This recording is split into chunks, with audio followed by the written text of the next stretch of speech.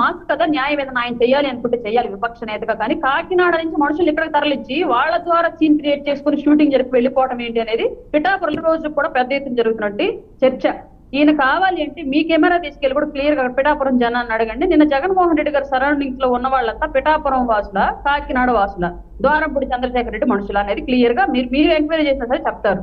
అట్లాంటప్పుడు ఎందుకు ఈ పరామర్శలకు వెళ్ళడం, ఇంత కామెడీగా చేయడం, ట్రోలింగ్ గురవడం అవసరం? ఏదైనా సహాయం చేయగలిగితే వెళ్ళాలి.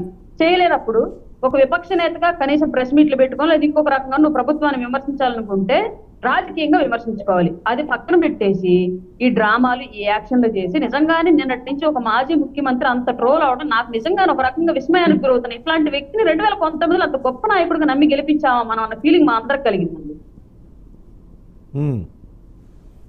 సో చాలా ఆవేదన వ్యక్తం చేస్తున్నారు.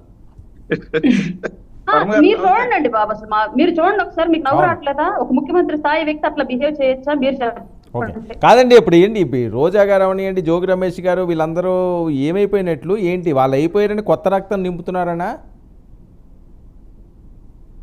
కాదండి, వీళ్ళంతా ఆల్మోస్ట్ అధికారంలో ఉన్నప్పుడు చాలా రకాలుగా వివిధ దారుల్లో వివిధ మార్గాల్లో ప్రజల సొమ్ముని స్కీముల పేర్లతోటి, పథకాల పేర్లతోటి పక్కదారులు మళ్లించి ఉన్నారు. వాటికి సంబంధించి ఆల్రెడీ తీగలాగితే డొంక కదిలింది అన్నట్టుగా ప్రతి వ్యవస్థలో ఒక తీగ కొట్టుకుంటే మొత్తం డొంకంతా కదులుతుంది. ఎవరి దగ్గర ఆగిద్ది అంటే పోయి ఇట్లాంటి మినిస్టర్ల దగ్గర, వీళ్ళ దగ్గర ఆగుతోంది.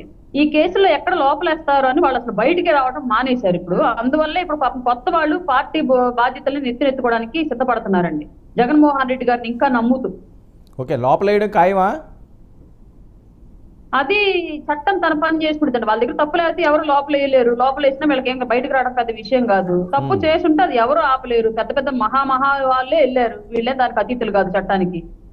ఓకే, వెంకటరెడ్డి గారు.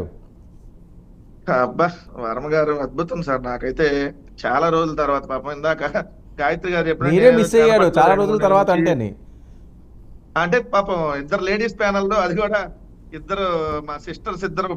ఎందుకంటే అద్భుతం కదా, వాళ్ళతో మనం డిబేట్స్ అంటే నాకు చాలా ఆనందంగా ఉంటది. ఎందుకంటే పాపం అంత కామెడీ మళ్ళీ నేను ఎక్కడా కూడా మిస్ అవుతాను. ఎలక్షన్ టైం కాదు వెంకటరెడ్డి అన్న అలిగాడంట మొన్నటిదాకా ఆగదీశారు మొత్తానికి. ఇప్పుడు వచ్చాడు, అలక తీరిందట్టుంది. ఎలక్షన్ అధికారంలో ఉన్నప్పుడు అంతా పెద్ద పెద్ద పక్కకి వెళ్ళారు. పార్టీకుండా తిట్లు ఏందన్నా అలా మాట్లాడిచ్చారు అలిగాడంట వెంకటరెడ్డి అన్న. మీరు ఒక కన్నుతో కొన్ని ఛానల్స్ చూసి ఇంకో కన్ను మీకు పని చేయబోతే నేనేం చేస్తా? నేను అన్ని ఛానల్కి వెళ్తా ఉన్నా. కాదు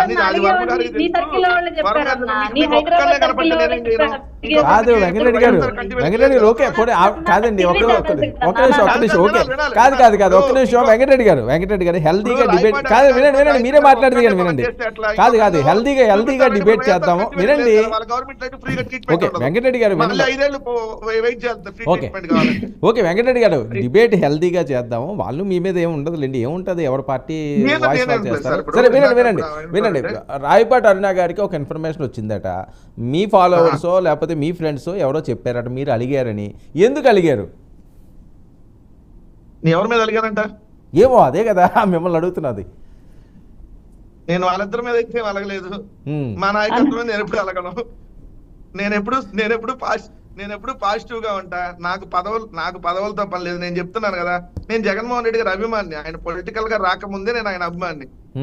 సో నాకు రాజకీయాలతోనో వైఎస్ఆర్ కాంగ్రెస్ పార్టీ ఉంటేనే జగన్మోహన్ రెడ్డి గారు కాదు, బతికినా చచ్చినా జగన్మోహన్ రెడ్డి గారి వైపే ఉంటా. సో నాకు పదవులు అవసరం లేదు. పదవుల కోసం కావాల్సిన వాళ్ళు మీరు అన్నట్టుగా తెలుగుదేశం కాళ్ళు జనసేనలు పట్టుకోవడమో, సరే జనసేనల్ని కొల్లబొడిచినా కూడా పాపం తెలుగుదేశం వాళ్ళకి వెళ్ళి వాళ్ళ కాళ్ళు పట్టుకొని నొక్కటమో వాళ్ళకు ఉంటదేమో. మనకు అవసరంలా, పదవులే ఉంది. వాళ్ళు వస్తే రేపు పొద్దున పోతాయి, వస్తే 2 ఏళ్ళు లేకపోతే 5 ఏళ్ళు. కొల్లపడడం ఏంటి, కాళ్ళు పట్టడం ఏంటండి? మామూలుగా అడుగుతారు. మనం చూసారు కదా మచిలీపట్నంలో, అట్లానే అంతకుముందు మనం చూసారు కదా అక్కడ ఈస్ట్ గోదావరిలో. అది ఫేక్ అంటున్నారు కదా. ఎవరు ఫేక్ అనేది సార్? అట్లా అనేవాడిని బతికే ఫేక్ అనాలి. ఇంకా వాళ్ళు ఇక జనజీవన స్రవంతులు లేరు, వాళ్ళ జీవితమే ఫేక్. ఇంకా వాళ్ళ గురించి డిస్కషన్ కూడా చేయడం వేస్ట్ అనాలి. అవి ఫేక్ అన్నాడు. అరే కొల్లబొడిచి మచిలీపట్నంలో కొల్లబొడిచి కాళ్ళు పట్టించుకుంటే జనసేన దిక్కు దివానం ఉందా? ఏడబడుకున్నాడు మమ్మల్ని జోకర్లన్నా బ్రోకర్లు ఏడబడుకున్నారు అంటున్నాను నేను ఇంత హార్డ్గా మాట్లాడటానికి. రేపొద్దున రాయపాటి వాళ్ళ పార్టీ వాళ్ళు కొట్టారు అంతకుముందు.